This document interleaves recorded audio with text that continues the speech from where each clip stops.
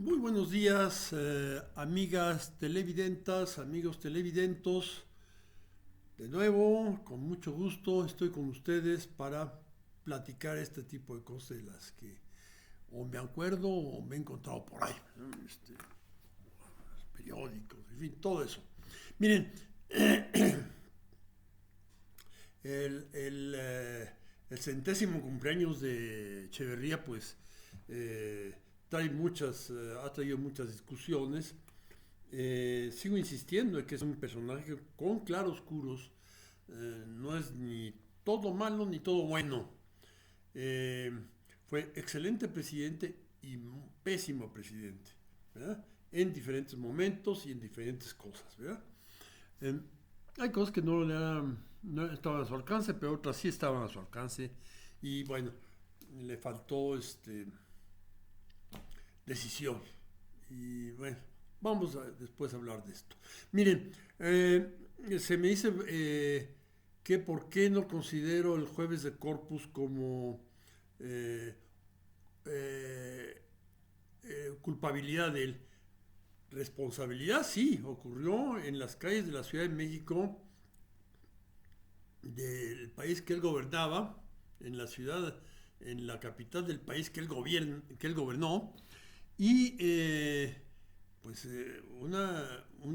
a una manifestación pacífica y llegan unos tipos a echarles de balazos y a todo tipo de golpes de karate, etcétera, todo eso. Y hay bastantes muertos, ¿no? Pero eh, es semejante, ¿por qué no le considero culpabilidad, aunque sí responsabilidad? Bueno, antes que otra cosa, las otras dos cuestiones, una, Tlatelolco está claro, es demasiado eh, clara la responsabilidad que tiene que los tiradores que le dispararon a la gente eran del Estado Mayor Presidencial. Ahí no solamente el presidente es el comandante supremo de las Fuerzas Armadas, sino que es inmediata la autoridad sobre el Estado Mayor Presidencial. Muy inmediata, mucho más que de la zona militar de Tuxpan, por ejemplo. No esto es muy directo. Entonces es ridículo pensar que no, es que fue Echeverría y le dio la orden. No puede ser. Los militares les va la vida en saber a quién obedecen y a quién no, ¿verdad? Bien, en caso de una guerra. La otra, la guerra sucia, desde luego, ahí tiene culpabilidad y responsabilidad histórica. Ay, que ni qué. Le dio carta blanca a tipos como Nazararo, de la Barreda y otros gentes entrenadas en la Escuela de las Américas, la Escuela de los Asesinos, formaron la Brigada Blanca. Esto se organizó en su época, o empezó la Brigada Blanca en su época. Bien, sí, en cambio lo que pasó en San Cosme, lo de los halcones, ahí es semejante. Este argumento lo escuché de el doctor Pablo de Ballester, era la autoridad máxima de la Iglesia Ortodoxa griega en México. Y era un tipo ocultísimo. Y él decía, bueno, que de varias culpabilidades que no son reales, ¿no? Era odiosa Catalina de Médicis, para los franceses era además de italiana, era más fea que una limusina. Y bueno, tienes afuera. Bueno, después tuvieron Sofía Loren y cosas por el estilo, ¿eh? Bien, el, pero ella era Médicis, italiana del norte, con un experto en una visión política que tenían toda esa fregada familia, magnífica, ¿verdad? Estupenda. Y ella estuvo dando pasos para lograr la paz entre católicos y protestantes, pero al lograr la paz se le acababa el protagonismo de la Liga Católica que comandaba, eh, que organizó y comandaba el duque de Guisa, que tenía territorio y todo, ¿no? Es el duque de Lorena. Esto no dio la orden Catalina de Médicis. Tampoco dio la orden de una masacre que creo que fue en Cincinnati, que perpetró el Ku Klux Klan. Se metieron a un barrio, a un suburbio de Cincinnati, una ciudad industrial, donde había muchos negros, y a darles, a matarlos. Fue en época del presidente Roosevelt. No podía saber ni detenerlos, ¿verdad? Todavía no existía ese organismo de espionaje interno que era el FBI, hoy apenas empezaba. Sí, apenas empezaba. Tampoco fue orden del presidente Cárdenas la balacera que llegaron los camisas rojas de Garrido Canábal a una iglesia en Coyoacán a dispararle a los feligreses que iban saliendo de una iglesia, y mataron a varios, ¿no? Ahí no hubo más que agarrar a los culpables directos, porque estaba dificilísimo adjudicar responsabilidades, pero nos dio la orden, obviamente, el presidente Cárdenas, después de todo una vida de estar tratando de buscar el cese de hostilidades en México. Él y un grupo como él, es ridículo echar marcha para atrás. Igual el presidente Echeverría estaba buscando la apertura democrática. Iba en esa dirección. Salen los halcones para decir: toma tu apertura democrática, aquí nosotros queremos seguir siendo los que arreglan las cosas. Los halcones y esos grupos de choque fueron organizados desde épocas, por lo menos del licenciado Alemán, para controlar las huelgas, golpeadores así. Vean ustedes la película Nido de Ratas, creo que es de Elia Kazan el director, y actúa Marlon Brando de muy joven. Ese tipo de cosas que se dan en la vida de los sindicatos, de las huelgas, rompehuelgas, canijos. Eso está organizado en México también para controlar huelgas, evitar que se fueran los costos industriales muy por arriba. En fin, había explicaciones de carácter económico, pero era una medida sumamente sucia. En toda esa época no les dieron armas, no tenían armas de fuego. Aquí el problema es que tuvieron armas de fuego y entrenamiento en artes marciales específicas, ¿no? Yo inclusive en algunas marchas se nos echaron grupos de choque, ¿verdad? Pero iban con cachiporras y eso, pero maderas y eso, pero no armas. Afortunadamente para nosotros, ¿no?, los que íbamos ahí. Bien, esto es claro. Entonces, lo de los halcones, no. Si es responsabilidad, ese fue en su periodo. Bueno, lo otro que le fue mal, las finanzas públicas. Empezó a trastabillar ahí la cuestión de los impuestos, encubrir ingresos, ese tipo de cosas, y no se disponía todavía. Entró en funcionamiento hasta el año 80, según creo recordar, el IVA. El IVA es el impuesto, el gran recolector de impuestos que se tiene. Es un impuesto injusto porque grava igual a todos, pero se administra el solito. Entonces, desde el punto de vista operativo es muy bueno, ¿eh? No desde el punto de vista de justicia social, pero sí de administración, se administra solo, ¿verdad? Cada etapa tiene que asegurarse de que se pagó el impuesto previo, etcétera, etcétera, ¿no? No tenía esto, entonces las finanzas públicas empezaron a desequilibrarse y era necesaria una evaluación por cuestiones políticas. Creo que él debió haber devaluado el peso hacia el año 76, hacia abril o cosas así, ¿verdad? Aún antes, bueno, estaba el problema de la elección, pero había un solo candidato. Bien, y bueno, estaba un escenario internacional terrible, ¿no? La, el sistema económico de Bretton Woods estaba yendo al caño, había demasiados capitales por todo el mundo con capacidad de especular y lo hacían. De repente pues se echaban sobre tal moneda y ganaban dinero, se echaban sobre otra y ganaban dinero. Entonces el embate era bestial. Ya en una época no tan aguda, pero con ese tipo de reglas vigentes, fue cuando George Soros eh, se, se echó la libra esterlina, ¿verdad? Le obligó a la libra esterlina inglesa, ¿no? Dice, devaluarse en serio. Eh, Dijo algún comentario, sería un poco grosero.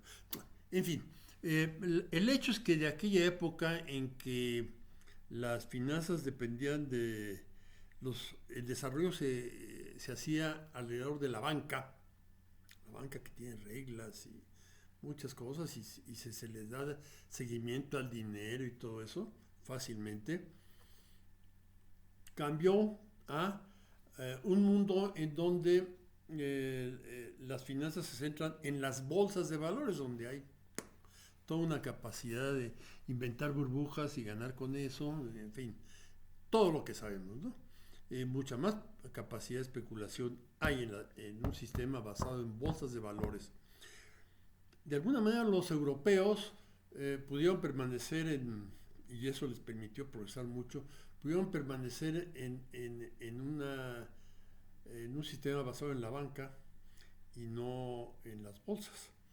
Me acuerdo de un librito muy bonito que leí de uno de los mejores personajes que ha tenido el Partido de Acción Nacional en su historia, que fue el licenciado José Ángel Conchelo decía el rectificado, Conchelo, según en italiano, y hablaba de esos dos sistemas, ¿verdad? Un librito que estaba en contra del ingreso de México al Tratado de Libre Comercio. Era la discusión de aquella época y el tipo daba esa discusión estaba en contra del ingreso al Tratado de Libre Comercio y el tipo con gran talento y buen humor daba esa discusión ahí y en otros lados. Bueno, esa fue el escenario donde pues se le dio que tampoco en lo económico pues, pudo hacer demasiado. No tenía para dónde hacerse. Se ha dicho, también me he encontrado con que dicen, para mí es un halago, ¿verdad? Para otros será un insulto decir que López Obrador está siguiendo los pasos de Echeverría en lo económico. Para mí es un halago porque esas instituciones que platicamos en el video pasado acerca de empujar otra vez la clase media, un escalón a la clase media, y la clase media se pone a comprar y a mejorar su vivienda de Infonavit, y ahí te voy, y el mercado interno impulsa la economía y la inversión. Y atrae capitales inclusive. Bien, eso hubo una época en que las finanzas mundiales y los conceptos económicos propiciaban esto, la banca y el impulso del nivel de vida de la gente y el mercado interno como motor. Y decían que hay mucho paralelismo. Sí lo hay en esto que acabo de decir, impulsar el mercado interno y la clase media, mejorar el bienestar. Pero hay fuertes diferencias. Miren, en la persona. Echeverría lo empezamos a conocer desde el momento del destape, de que siendo secretario de Gobernación lo destaparon como candidato a la presidencia. Y entonces empezó a hablar, dar algunas entrevistas, discursos y eso, y empezó a conocer su pensamiento. Decíamos que es un cuate que estuvo escondido, ¿no? y su decisión de terminar la represión, de liberar a los presos políticos, a todos, y derogó o abrogó. Algún día algún abogado me dice que no era derogar sino abrogar. Ellos saben, ¿verdad? El delito de disolución social y ataques a las vías generales de comunicación. En la época, los agachados o los supermachos, esta revista de Ríos, decían el delito de desilusión sexual, no de disolución social, ¿verdad? Ingenioso. Bueno, ahí lo empezamos a conocer. En cambio, logró muy poco, logró respaldo, logró simpatías, logró que muchos entendiéramos por dónde iba y creyéramos en él, porque dio prenda lo que pudo, ¿verdad? En la campaña, pero esos son de noviembre de 69, octubre de 69, la que tomó posesión un año después, ¿verdad? Y luego los primeros meses, en fin, no era mucho que le podíamos conocer. En cambio, López Obrador, a muchos no les gustó, a muchos sí les gustó todo lo que desarrolló desde antes del 88, en el 88, 89. Yo lo vi físicamente a 2 metros de distancia, ¿verdad? Discutir con sus amigos allá en la fundación, durante la fundación del PRD, y empezamos a verlo, ¿verdad? Y más adelante ve sus marchas de Tabasco hacia México. De Villahermosa a Ciudad de México hay, ¿qué quieres? 800 o 1000 kilómetros. Es toda una hazaña física. Además que también es muy firme en bloquear el acceso de maquinaria a pozos que querían perforar en terrenos comunales de pueblos de Tabasco. Entonces eso fue muy firme. Tuvieron que echar marcha atrás en esa perforación de pozos, ni hablar. Entonces le fuimos notando actitudes muy firmes y efectivas. Después, más adelante, cuando lo trataron de desaforar para que no fuera candidato a la presidencia, recuerdo aquella marcha gigantesca hacia el Zócalo que hicieron que el gobierno de Fox echara marcha atrás en querer desaforar a López Obrador. Un triunfo más del movimiento popular encabezado por él. Ya fue un movimiento popular encabezado por él que ganamos.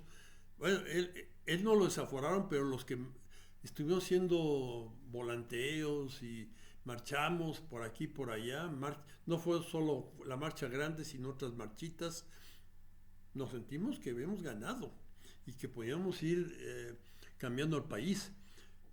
Eso fue y después el plantón cuando el fraude del 2006, el plantón que no era el muro de Berlín, pasabas de un lado a otro. Hubo por ahí en algún cuento que salió en alguna revista de una pareja, una muchacha que quedan separados por el plantón. Te ibas caminando, ¿verdad? El amor tiene pies y te ibas caminando. Es pasabas entre las tiendas de campaña, que esas sí estaban ocupadas, ¿eh? Esas nunca volaron. En fin, teníamos esto con eso. Y eso permitió que López Obrador se le haya creído. Tiene la confianza de la gente. Tiene la confianza de muchos. Vaya, yo que soy crítico en sus formas operativas, confío en sus intenciones. Yo que he dicho críticas por acá, confío en sus intenciones, ¿verdad? Entonces, otros, pues no, ¿verdad? Pero somos ahorita mayoría. Y y, y eso le ha permitido una gran capacidad de maniobra que no tuvo Echeverría. Además, Echeverría quiso encabezar un estado de bienestar cuando el sostén económico mundial para esas políticas de bienestar iba para abajo. Después fue sustituida por la cosa, la cosa de Reagan y la Thatcher y todo eso. En cambio, ahorita está renaciendo los soportes de política internacional para, de nuevo, una política de bienestar. Entonces, esto es diferente, la coyuntura económica mundial. Entonces, pues sí, esto tiene López Obrador que no tuvo Echeverría. Echeverría no le quedaba más que ser el cuate que iba a estar tapadito hasta que lo destaparan y entonces manifestar su verdadera idea. En cambio, López Obrador desde las marchas desde Tabasco piensa igual y sabemos lo que piensa. Yo digo es un cuate que combina la sabiduría política de su maestro Enrique González Pedrero, maestro y paisano, y la parte de la cosa excesivamente romántica de que hereda de su otro maestro, que es Carlos Pellicer, el poeta Carlos Pellicer. Entonces tiene estas dos cosas y las va a seguir teniendo.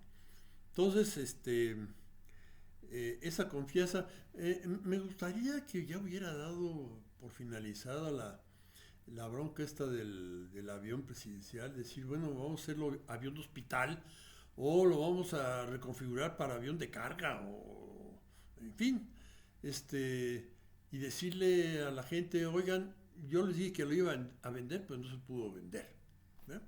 Algo así.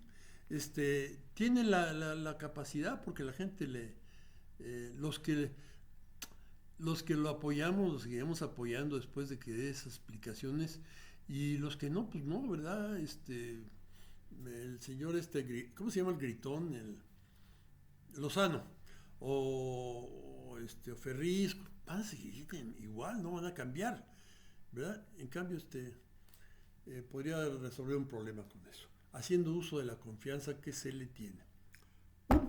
Me fui a 23 minutos. Les agradezco mucho su atención. Seguimos probablemente hoy grabe otro video más. Muchísimas gracias, muy amables.